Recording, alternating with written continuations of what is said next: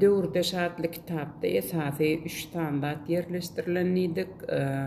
Olan biri şo döwürde şatly bölüm, ikinci bölümde bolsa neme yerleşýän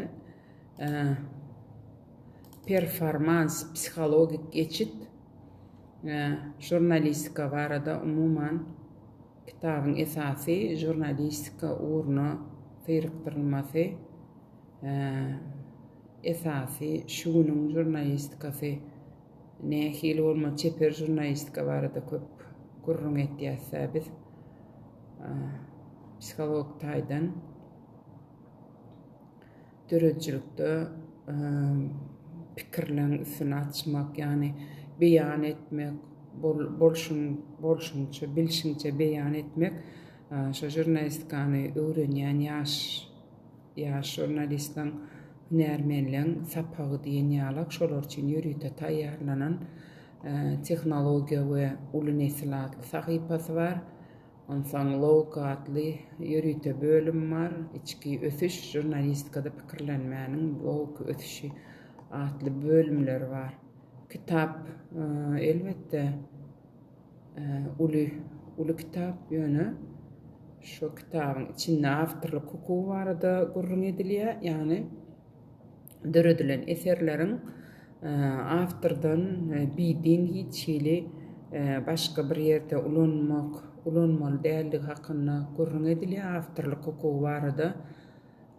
Soň internet jurnalistikasy barada, soňra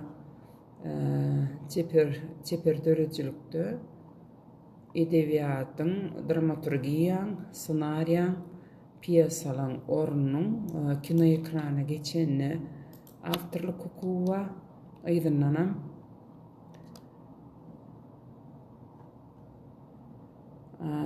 Dörejçilik işini etmeň, ýani ýazy etmeň,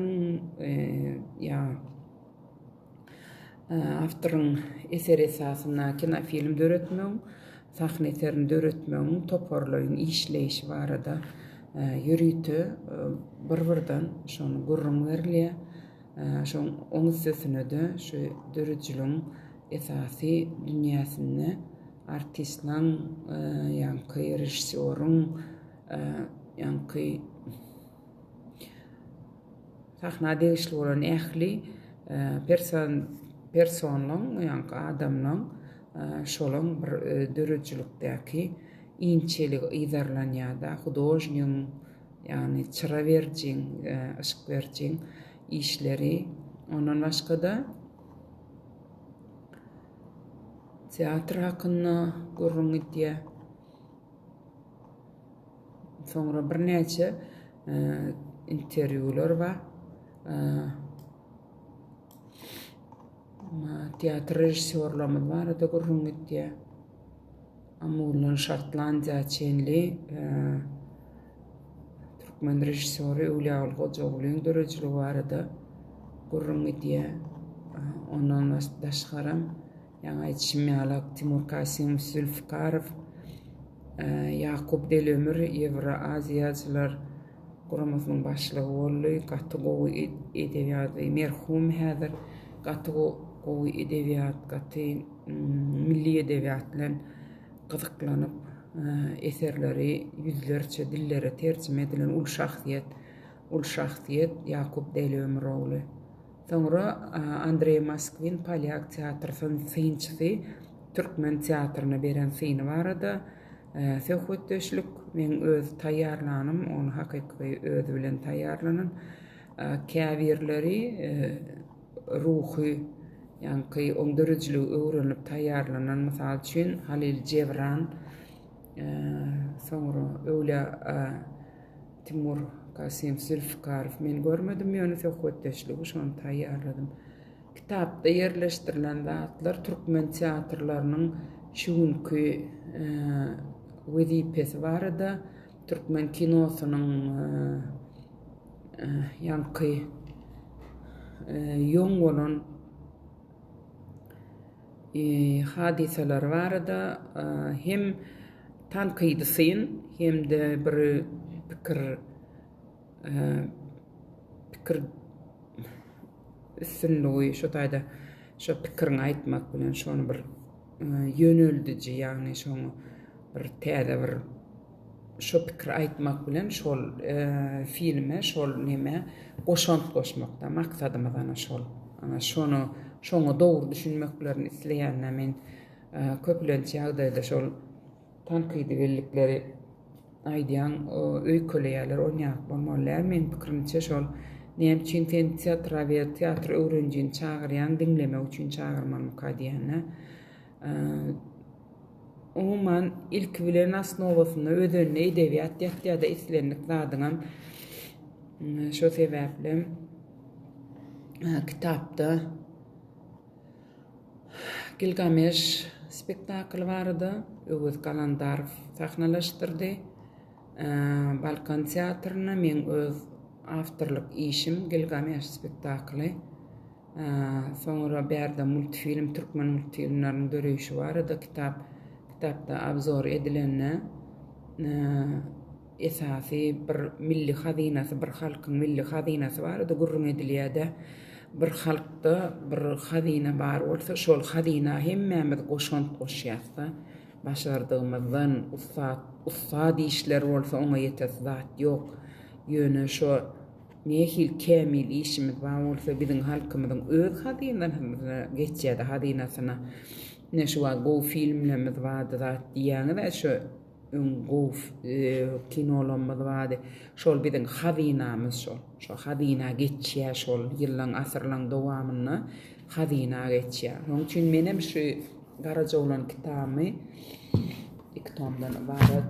Garaja olan kitaby türkmen edebiýatynyň hazinasyna ilkinji uly eser şoň hazina geçirmek üçin ýadym, döretdim, işledim.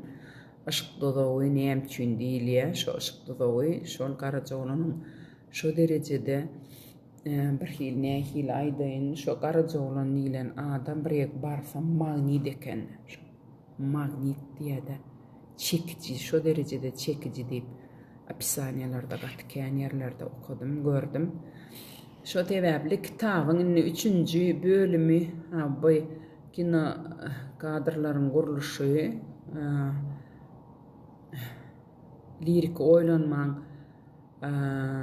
ekrana geçirilişi barada, gatykän datma bärde. Menine side şol nämäni almaly men. Näme şoňa dy? Ekrandan ýazýar. Näme zat bar ýeňilçe. Şonu alıp men size gelecekde görkezjek. Kitabyň 3-nji zady, 3-nji bölüm bolsa interpretasiýa 3-nji bölümi.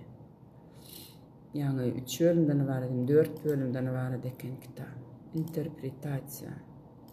Interpretasiýa altaşma we eser. Telejurnalistikaň häsiýetli aýratynlyklary başlaýar, sowatdyrlyk meselesi, gaýra oýulmasy meselesi jurnalistikanyň şeýle bölümlerden ibaret, soň çeper döredijlige geçýär. Bu ýerde sahnalaşdyrmak, filmleşdirmek, klip şekilli aýdymlar nähil döredilýär şo barada. Umuman kitap suratlyja, düşünürüşli, sada dille başardygymyzdan. Ýöne çeper döredijlik, çeper ähen bilen, ýani ilmi däl, men sebäbi alim däl, ilim işgär däl, ilim babatyny da ýazylan zatlarken ýöne çeper nazariýet bilen işlenen kitap. Şo sebäpli kitabyň çeper döredijligi degişçiligini bellek geçmeli bolýar.